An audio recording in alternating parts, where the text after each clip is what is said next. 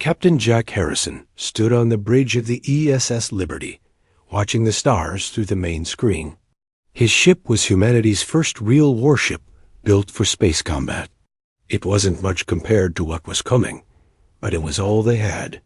"Captain, we're getting a signal from Earth Command," said Lieutenant Sam Carter from his station. "Admiral Morgan wants to speak with you right away." Jack nodded. He had been expecting this call. 3 days ago, alien ships had appeared at the edge of human space. They came with a message that changed everything. The face of Admiral Lisa Morgan appeared on the screen. She looked tired, like she hadn't slept in days. "Jack, we need you back at Luna Station immediately. The aliens have given us their answer." "What kind of answer?"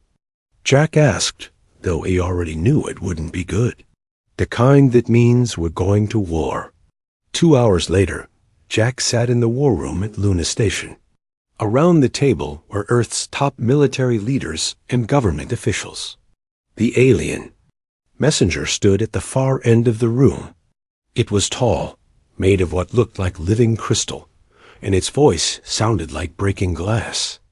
"I am Vextar of the Zephyrian Empire," the creature said. "Your species has been judged. You will submit to imperial rule or face complete destruction." President John Mitchell leaned forward. "And if we refuse, then your world burns, your people die, your species ends." Vextar's crystal body seemed to pulse with each word. "We have done this 1,000 times before. No species has ever refused our generous offer." Jack looked around the room. He could see the fear in people's eyes, but also something else. Anger. Humans didn't like being told what to do. "What exactly are you offering?" Admiral Morgan asked. "Service to the Empire. Your warriors will fight our wars. Your workers will build our ships. Your scientists will serve our needs. In return, we allow your species to live. As slaves," President Mitchell said. "As servants of a greater purpose. The Empire spans half the galaxy. We bring order to chaos. We bring peace through strength." "Whose peace?" Jack asked. "Whose strength?" Vextar turned its strange head toward him. "You speak without permission, human. This is why your species needs guidance." Jack felt his anger rising. "Maybe we don't want your guidance. What you want is not important. What you need is survival. Submit now, and many of your people will live. Refuse, and all will die." President Mitchell stood up. "Then I guess we're all going to die. Because America doesn't bow to tyrants, and Earth won't bow to you." The crystal being made a sound like breaking glass. "Foolish. You have 7 of your days to reconsider. After that, our fleets will come."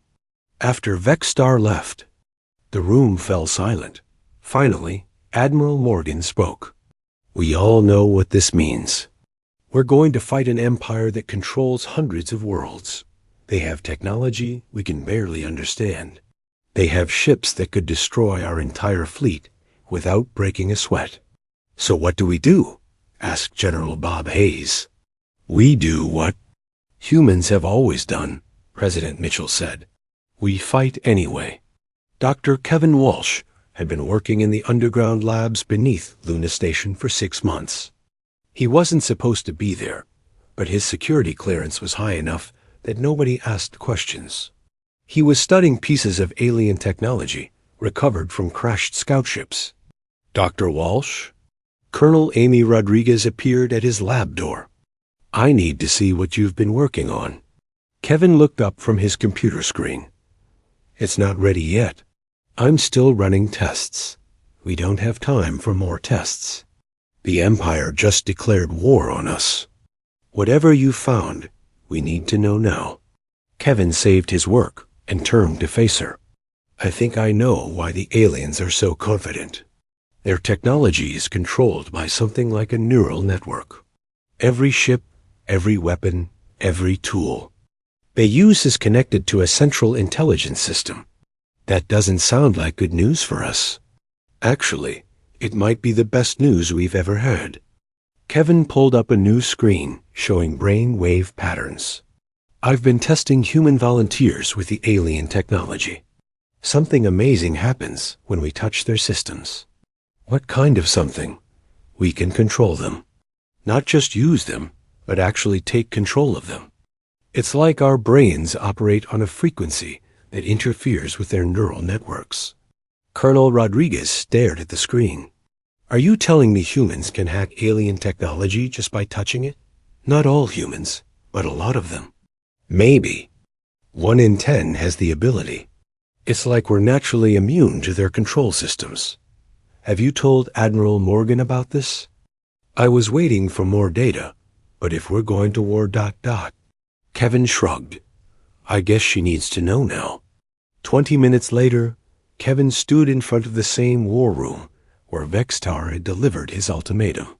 The faces around the table looked skeptical. Let me get this straight, Admiral Morgan said. You're telling me that some humans can control alien technology just by thinking about it. That's a simple way to put it, but yes.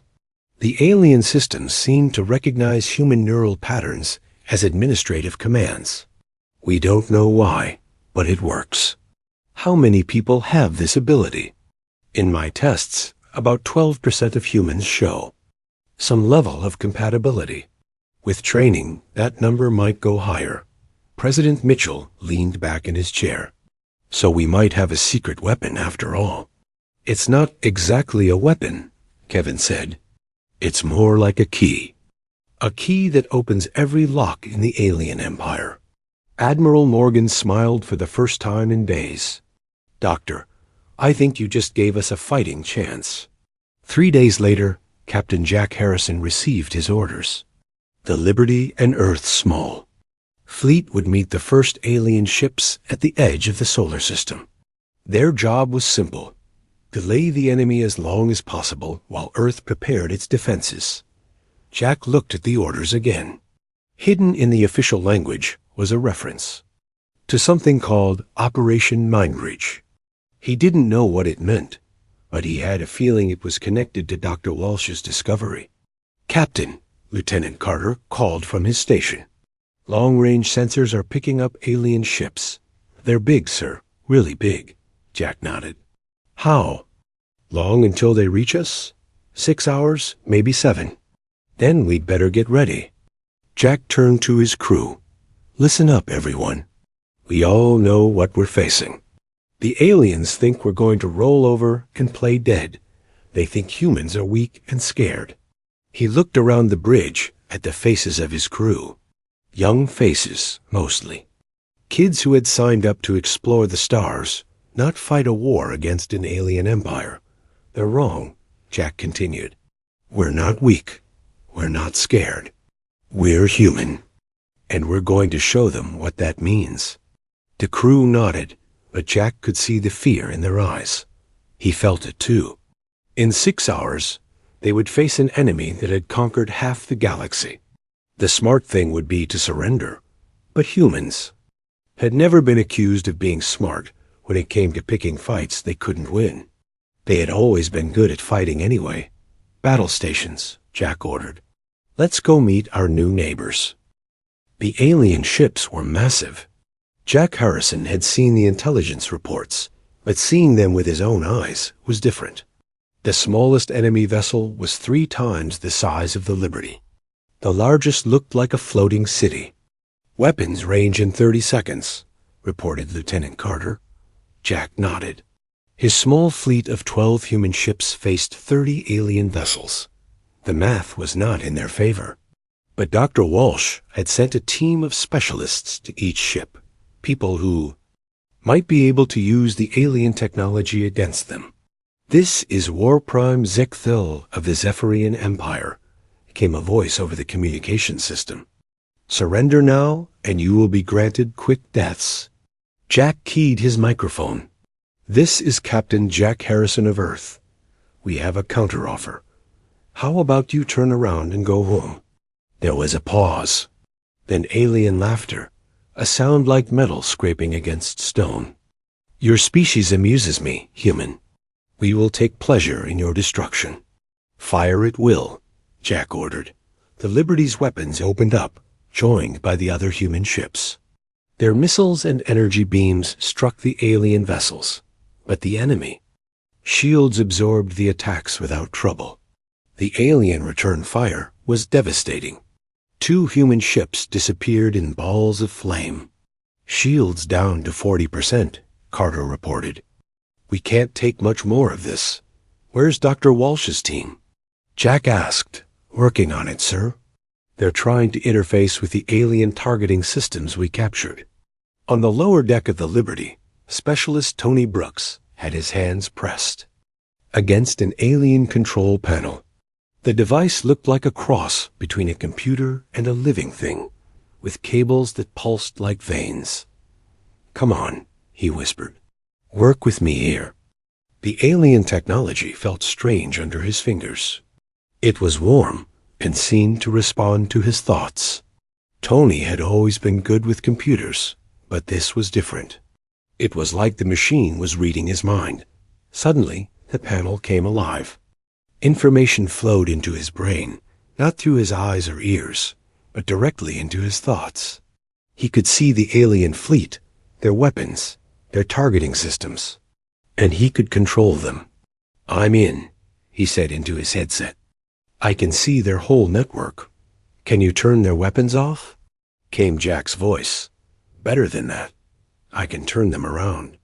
On the bridge, Jack watched in amazement as the alien ships suddenly stopped firing at the human fleet. Instead, they began shooting at each other. The largest alien vessel, the one that had been doing the most damage, took a direct hit from its own escort ships. What is happening? Came Zechthel's voice over the radio. All ships, cease fire immediately. But the alien ships didn't stop. They continued firing at each other, their own weapons turned against them by human minds, linked to their control systems in the alien command ship. War Prime Zechthel stared at his displays in shock. His weapons officers were pressing buttons, but nothing responded. The ship's guns fired on their own, targeting other Imperial vessels. How is this possible? He demanded.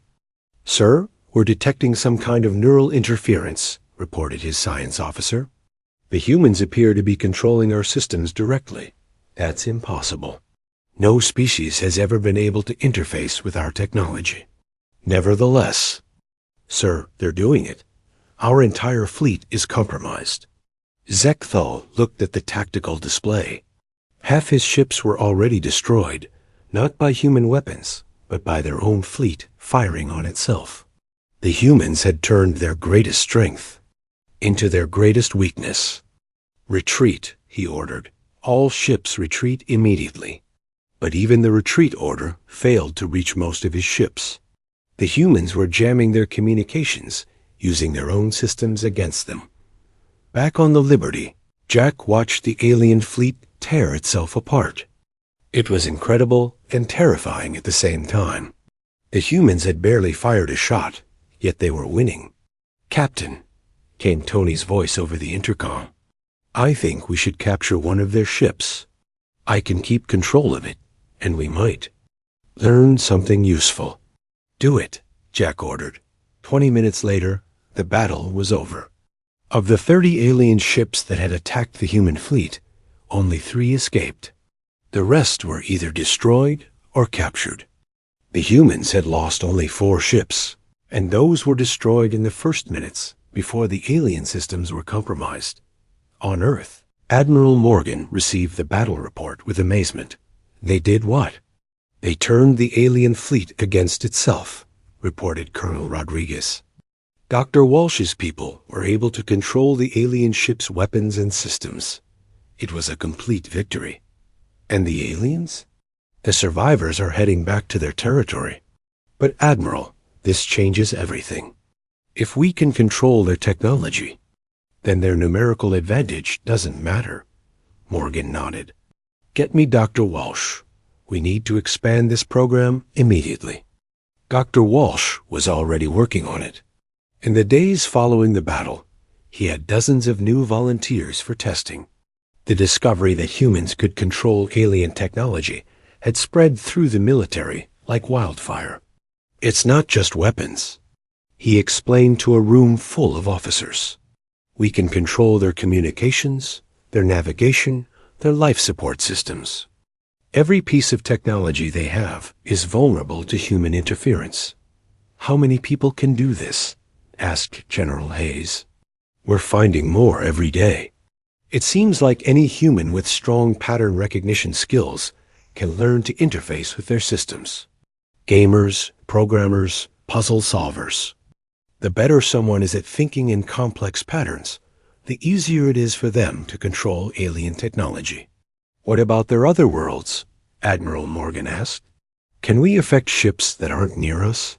That's where it gets interesting. Their systems are all networked together.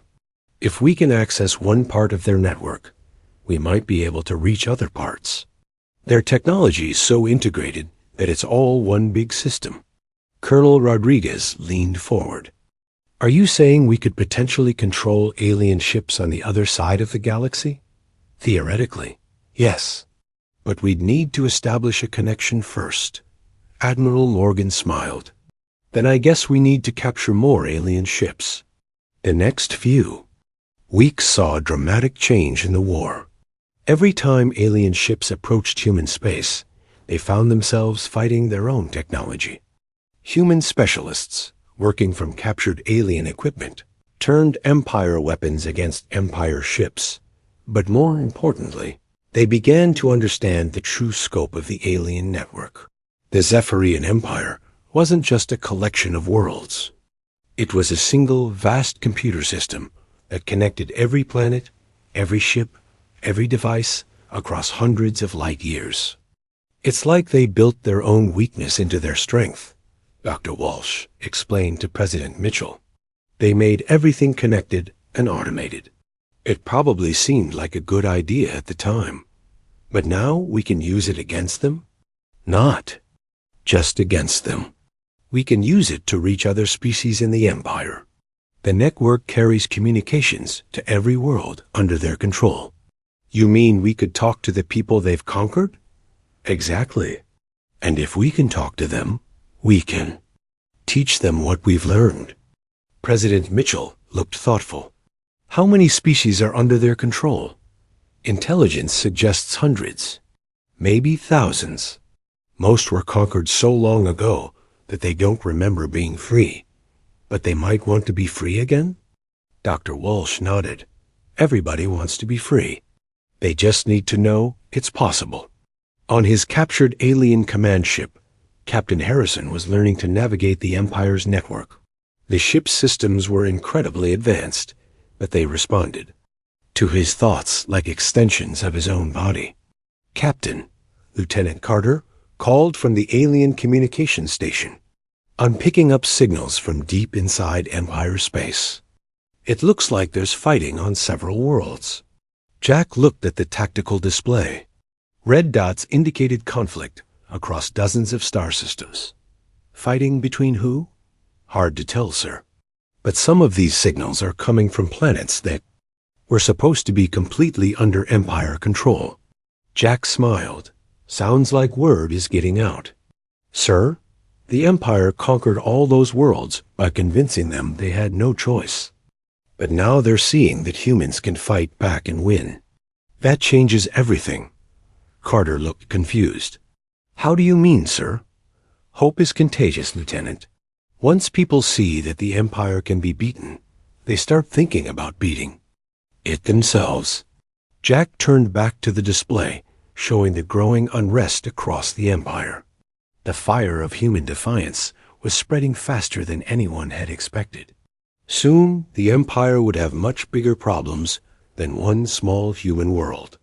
Would have to deal with every world that remembered what freedom felt like.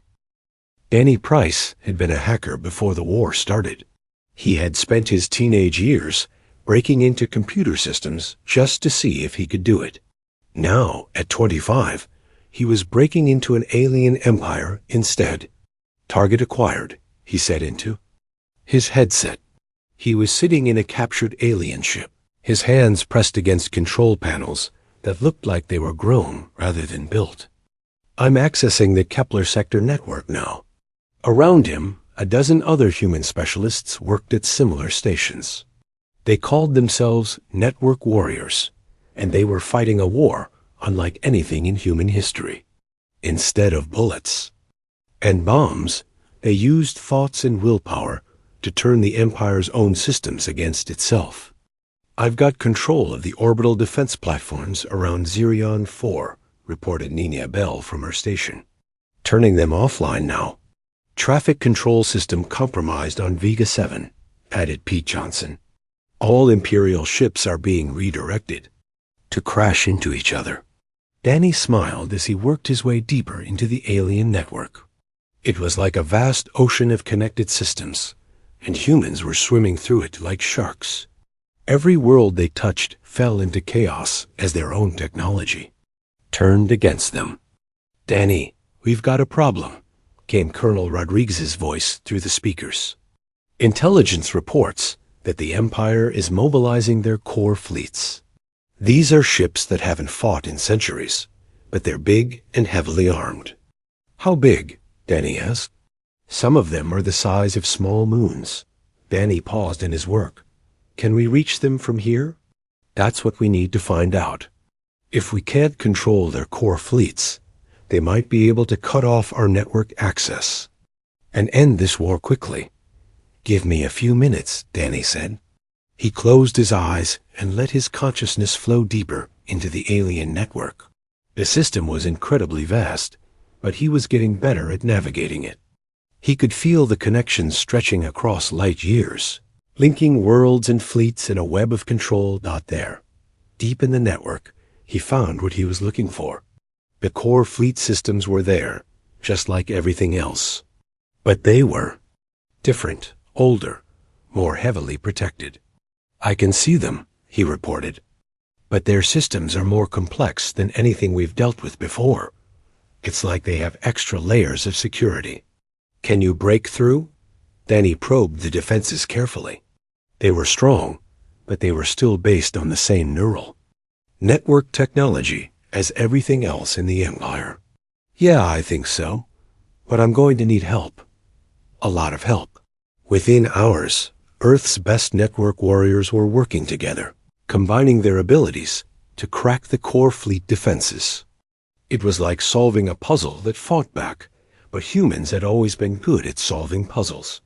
On the Imperial capital world of Zephyr Prime, Emperor Vozhak received reports that made no sense. Entire sectors were going silent. Worlds that had been loyal for centuries were suddenly unreachable. "How is this possible?" he demanded of his advisors. "One primitive world cannot destroy an empire that spans half the galaxy." "Your Majesty," said his chief military advisor, "the humans appear to have some kind of ability to control our technology. Every system they touch turns against us. Then we'll use systems they can't touch, send word to the core fleets, have them prepare for immediate deployment. Sir, the core fleets haven't been active in 300 years. It will take time to bring them online, then do it quickly, and make sure their systems are completely isolated from the main network. If the humans can't reach them, they can't control them." But the Emperor was wrong about that. Even as he spoke, Danny Price and his team were finding ways into the core fleet networks. The systems were old and complex, but they were still connected to the main Imperial network. They had to be, or they couldn't receive orders. "I'm in," Danny announced after 6 hours of continuous work. "Holy cow, these ships are huge, and there are hundreds of them." "Can you control them?" asked Colonel Rodriguez. "Working on it. Their security is tough, but it's still the same basic technology. Give me another hour."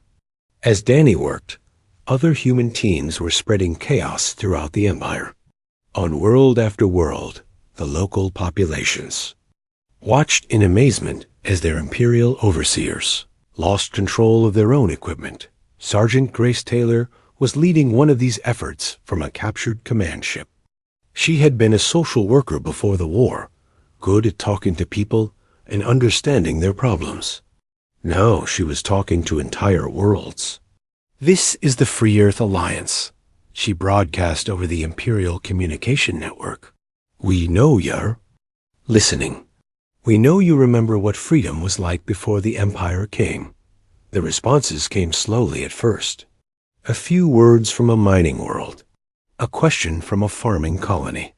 Then more and more voices as people realized they could speak freely for the first time in generations. "How?" came one message from a world called Haven 9. "How are you doing this?" "We learned that their technology can be controlled," Grace replied. "And we're going to teach you how to do it too." That was the breakthrough moment. As human specialists began teaching other species how to interface with Imperial technology, the rebellion spread like wildfire. Worlds that had been conquered centuries ago suddenly found themselves free to act. The effect was devastating for the Empire. Their vast network of control became a network of rebellion. Every connection they had built to maintain their power now carried the seeds of their destruction. Status report, Admiral Morgan requested during her daily briefing. 17 sectors have declared independence, reported General Hayes. 43 worlds are in open rebellion. The Imperial response fleets are either destroyed or have joined the rebels. What about the core fleets? Danny's team gained control of them yesterday. They're now protecting the rebel worlds instead of attacking them. Morgan shook her head. In amazement, how long has it been since this started? 8 months since the first battle. 6 months since we began network operations. An empire that took 1,000 years to build is falling apart in less than a year. It gets better, General Hayes said with a smile. Intelligence reports that Imperial worlds are surrendering without a fight. They're asking to join the rebellion instead of waiting to be liberated. On Zephyr Prime, Emperor Vosak was learning the same thing. His empire was collapsing faster than anyone thought possible. Worlds that had been the foundation of Imperial power for centuries were simply switching sides. "Your Majesty," his advisor said carefully, "perhaps it's time to consider negotiation." Negotiation? The Emperor's crystalline form seemed to dim with anger. With humans? With primitives who stumbled onto space travel yesterday? They've destroyed our fleets, turned our worlds against us, and made our own technology work for them. Perhaps they're not as primitive as we thought. The Emperor was quiet for a long moment. Through the palace windows, he could see the lights of his capital city. For 1,000 years, those lights had represented the heart of the greatest empire in the galaxy. Now they might be about to go dark forever. What do they want? He asked finally. Freedom for all the worlds under our control. An end to the empire as we know it. And if we refuse, then they'll take it anyway. Your Majesty, they've already proven they can control our technology better than we can. If they wanted to destroy, use completely, they probably could.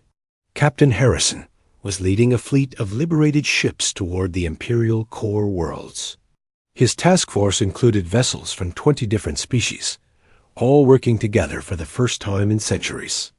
The human ability to control Imperial technology had made it possible for former enemies to become allies overnight. "Captain," Lieutenant Carter reported, "we're receiving a message from Zephyr Prime." "What kind of message?" "It appears to be a request for negotiations." Jack looked at the tactical display. The Imperial capital was just ahead, defended by the last loyal fleets in the Empire. But even those fleets were having trouble with their own systems as human network warriors continued their invisible war. "Put them through," Jack said. The face that appeared on the screen was alien, but somehow familiar. It was the Emperor himself, looking tired and defeated. "I am Emperor Vosak of the Zephyrian Empire," the creature said. "I wish to discuss terms." "What kind of terms?" Jack asked. "Surrender terms. For my people and myself." Jack looked around his bridge. His crew, a mix of humans and aliens who had joined the rebellion, stared at the screen in surprise. The Emperor of the galaxy's largest empire was surrendering to them. "I'll have to discuss this with my superiors," Jack said. "But I think we can work something out." As the communication ended, Jack realized they had won. The war that had started with humanity facing extinction had ended with the liberation of half the galaxy. The fire that Earth's Defiance had sparked had burned away an empire and lit a new age of freedom. But he also knew the hard work was just beginning. Destroying an empire was one thing. Building something better to replace it would be much harder. The surrender of Emperor Valsak should have been the end of the war, but across the galaxy, not everyone got the message. Some Imperial commanders refused to believe their empire could fall to a single human world. Others decided they would. Rather destroy everything than see it fall into rebel hands. Admiral Jack Harrison, now commanding a fleet of 500 ships from dozens of different worlds, faced the worst of these holdouts at the Titan Nebula. Imperial Admiral Kreshevel had gathered the remains of 3 core fleets and declared himself the new emperor. "All human ships, this is Admiral Kreshevel," came the message across all frequencies. "Your species is a disease that must be cut out. Today, you die."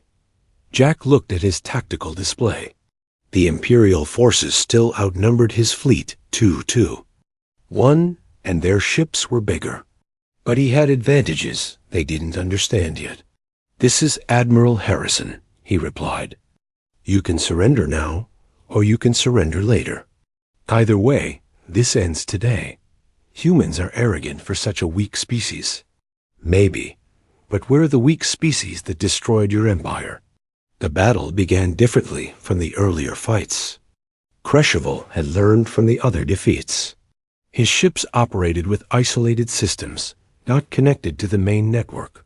The human network warriors couldn't simply take control and turn the Imperial ships against each other, but the humans had. Learned too. They had been studying Imperial technology for months, and they had discovered new ways to use it. "Danny, what's our status?" Jack asked over the communication system.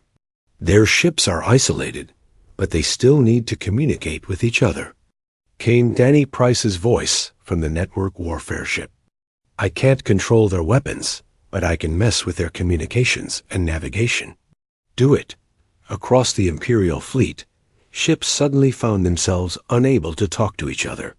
Their navigation systems reported false positions. There.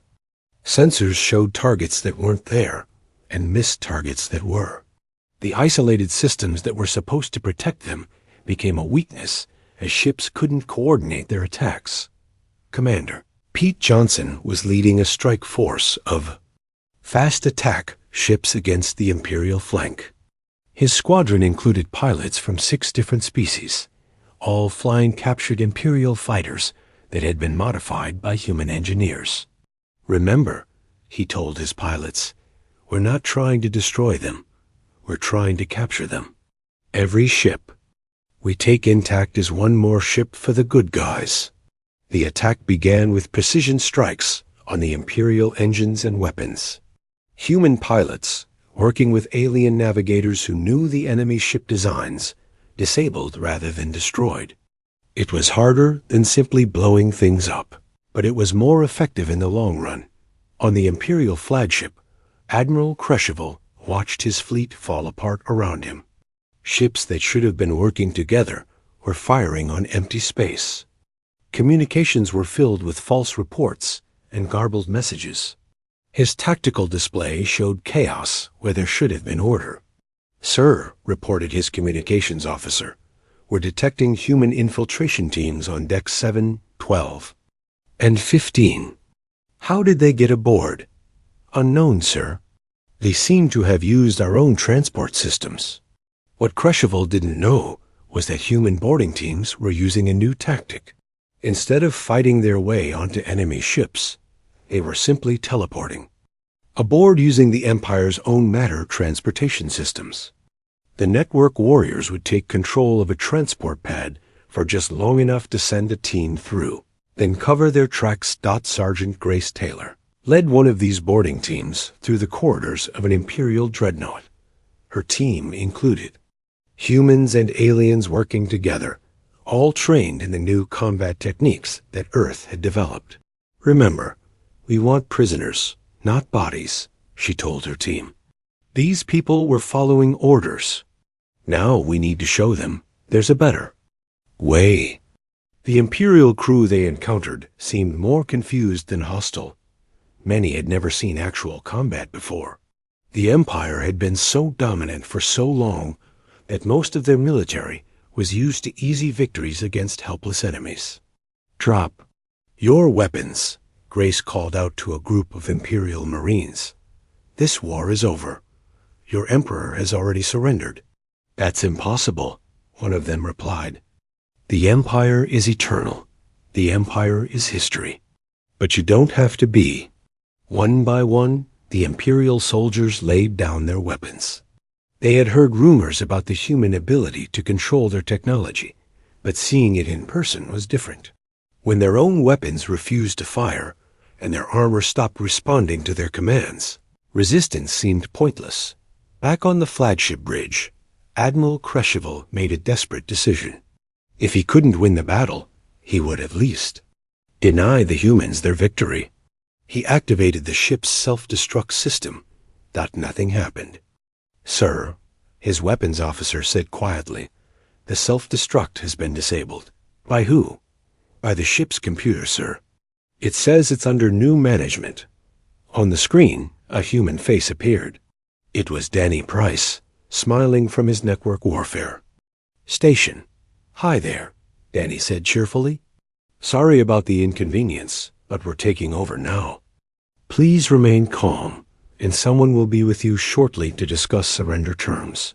Cresheval stared at the screen in shock. A human was talking to him through his own ship's systems. It was impossible, but it was happening. "How?" he whispered. "Your technology is really impressive," Danny said, "but it's got one big flaw. It assumes that only you guys can control it." Bad assumption. Within hours, the last Imperial fleet had surrendered. The holdout commanders were taken prisoner, their ships added to the growing rebel fleet. The Zephyrian Empire, which had controlled hundreds of worlds for 1,000 years, was officially dead, but ending the Empire was only the beginning. Across the galaxy, newly liberated worlds faced the challenge of governing themselves after centuries of Imperial rule. Some had forgotten how to make their own decisions. Others had never been free in the first place. Dr. Kevin Walsh found himself working as a diplomatic advisor instead of a scientist. His job was to help former Imperial worlds understand their new situation and decide what they wanted to do next. "The Empire is gone," he explained to a group of planetary representatives, meeting on the neutral world of Haven Station. "But that doesn't automatically make you free. Freedom is something you have to choose and work for." "What if we make the wrong choices?" asked the representative from Kepler-9, a world that had been under Imperial rule for 600 years. "Then you make different choices next time. That's what freedom means. The right to make your own mistakes and learn from them." "But what about trade, defense?" "The Empire provided those things. The Empire took those things and gave you back whatever they felt like giving. Now you can make your own arrangements with whoever you want." It was a slow process, but gradually the former Imperial worlds began to organize themselves. Some formed regional alliances. Others chose to remain independent. A few even asked to become protectorates of Earth, at least temporarily. Admiral Lisa Morgan, now promoted to Supreme Commander of Earth Defense Forces, watched the changes with satisfaction and concern. "We've started something we can't control," she told President Mitchell during one of their regular briefings. "There are freedom movements starting up in sectors we've never even heard of." "Is that a bad thing?" "Not bad, exactly. but complicated. Every species that gains its freedom wants our help keeping it.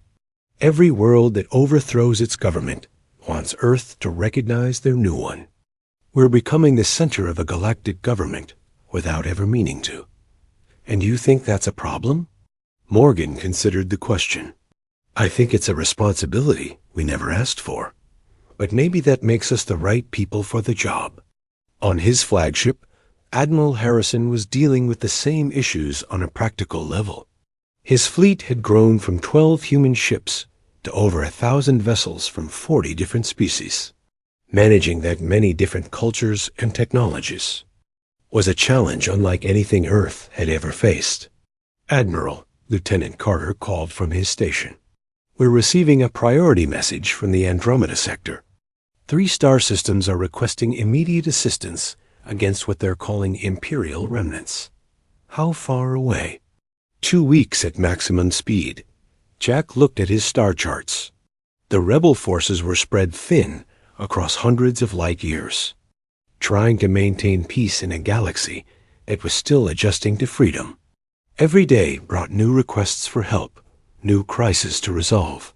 Set course for Andromeda, he ordered, and send word to Earth Command. We're going to need more ships and more people if we're going to keep this peace.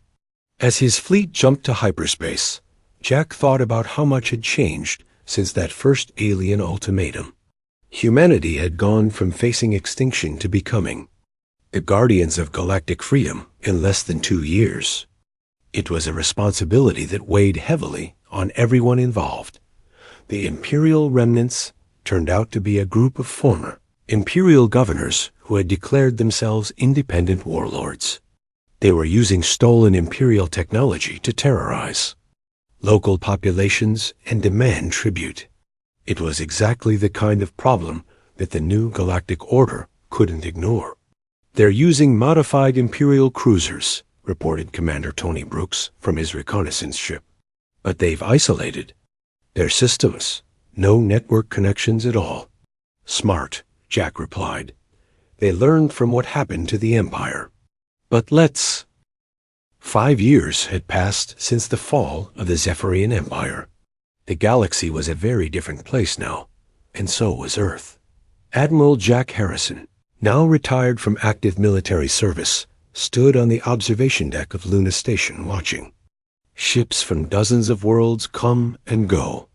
Hard to believe it all started with one alien showing up to threaten us, said Dr. Kevin Walsh, joining him at the window. Walsh was now the director of Interspecies Technology Exchange, helping worlds share knowledge and innovation. Sometimes I wonder what would have happened if we just said yes, Jack replied. If we'd agreed to become their servants, we wouldn't be us anymore, and all those worlds would still be slaves. Jack nodded. That was true. The galaxy now had over 300 free worlds in the Galactic Freedom Alliance. Each one governed itself, but they worked together on trade, defense, and exploration. It wasn't perfect, but it was better than Empire. Any word from the Outer Rim surveys? Jack asked. Actually, yes. Captain Rodriguez's team found something interesting in the Magellanic sector. Ruins of a civilization that might be even older than the Zephyrians. Friendly ruins, I hope? Kevin laughed. Very much dead. But they left behind some fascinating technology. And get this, it looks like they might have faced the same choice we did. Fight an empire or submit to it. What did they choose? They fought and lost, apparently. But their resistance weakened the empire, enough that other species eventually broke free. Jack thought about that. So we weren't the first to defy an empire. We were just the first to win. Maybe winning isn't the point, Kevin said. Maybe the point is that someone has to be willing to say no, even when the odds are impossible. Across the galaxy, the effects of that first human no were still spreading. On the world of Harmony 7, former Imperial slaves were holding their first democratic elections. On Vega Prime, 3 different species were working together to rebuild cities that had been damaged in the ASEAN Liberation Wars The challenges were enormous. Some worlds struggled with the concept of self-governance after centuries of being told what to do. Others had old grudges against neighboring species that the Empire had kept under control through fear. A few had declared themselves independent, only to immediately start fighting each other. But for every problem, there seemed to be people willing to work on solutions. Former Imperial administrators became diplomats and peacekeepers. Rebel fighters became teachers and engineers. The network of cooperation that had grown during the war continued to expand during the peace. Danny Price, now head of the Galactic Communications Network, was working on one of the biggest projects, connecting every free world with a communication system that couldn't be controlled by any single government. It was based on the same technology that had brought down the Empire, but designed to preserve freedom rather than enforce control. The key is redundancy, he explained to a group of planetary representatives. No single world or species controls the network. If someone tries to shut it down or take it over, the system routes around them automatically. What if someone finds a way to hack it like you hacked the Imperial system? Asked the delegate from New Athens. Then we fix it and make it stronger. That's the difference between our system and theirs. They built their network to control people. We built ours to serve people. When people are in charge, they find ways to protect their own freedom. The network was more than just communication. It was becoming the foundation of galactic civilization. Trade agreements, scientific research, cultural exchanges, even dating services. All of it flowed through the system that human ingenuity had helped create. On Earth itself, the changes were just as dramatic. The planet had become a center of learning and innovation, attracting students and researchers from across the galaxy. The University of Luna had departments of xenobiology, interspecies relations, and something called liberation studies that examined how oppressed peoples could free themselves. President Mitchell, now serving his final term, often reflected on how much responsibility had fallen on humanity's shoulders. Earth hadn't asked to become the center of galactic politics, but that's what had happened.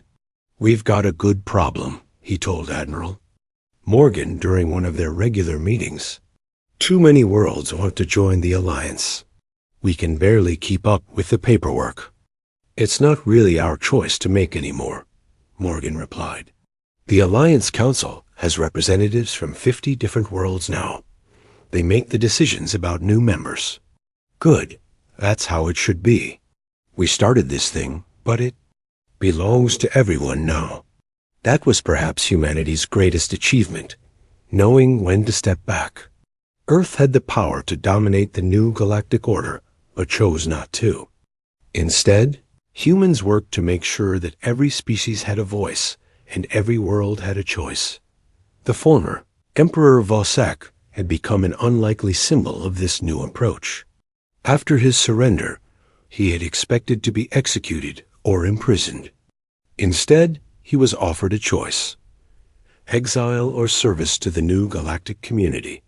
He chose service. Now he worked for the Truth and Reconciliation Commission, helping to document the crimes of the Empire and assist in the healing of worlds that had suffered under Imperial rule.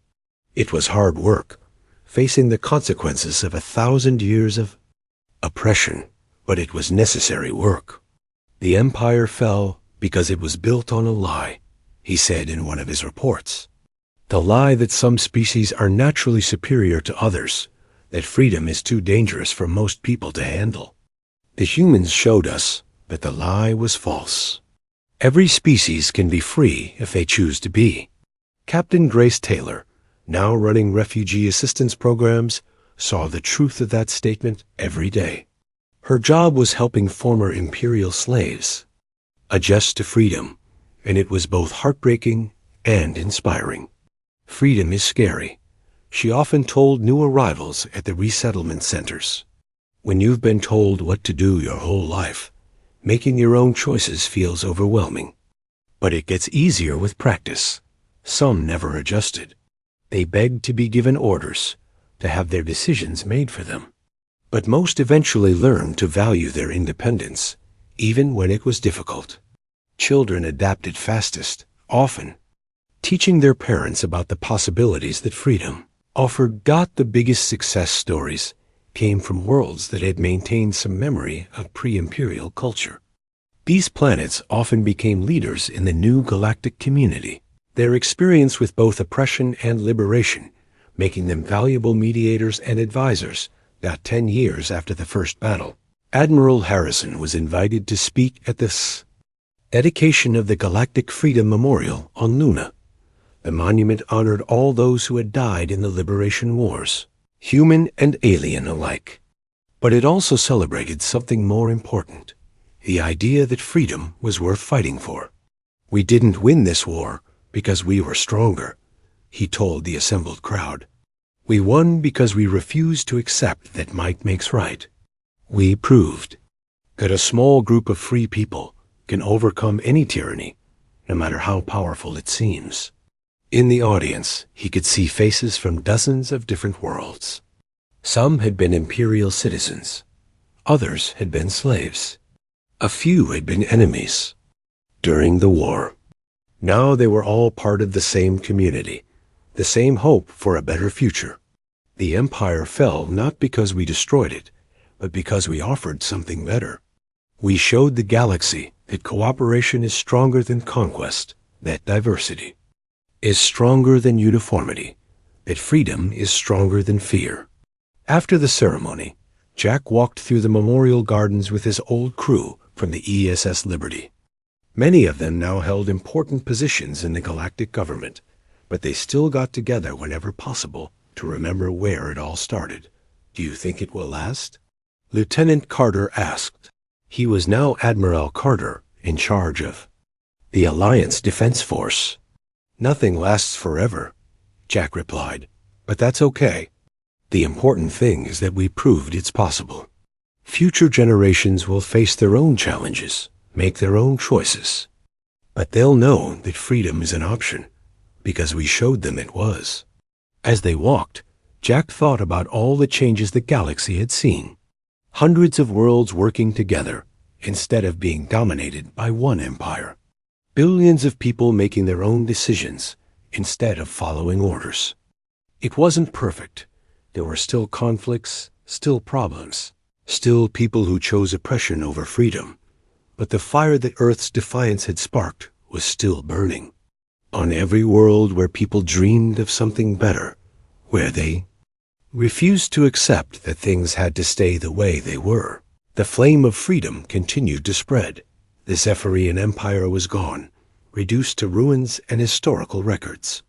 But in its place, something unprecedented had grown. A galaxy where freedom was not just possible, but protected. Where every species could choose its own path, make its own mistakes, and build its own future. Jack Harrison looked up at the stars and smiled. Somewhere out there, beyond the edge of known space, there might be other empires, other tyrants who thought themselves invincible. But they would face a galaxy that had learned an important lesson. No empire is stronger than the collective will of free people who refused to kneel. The humans had started the fire, but now it belonged to everyone.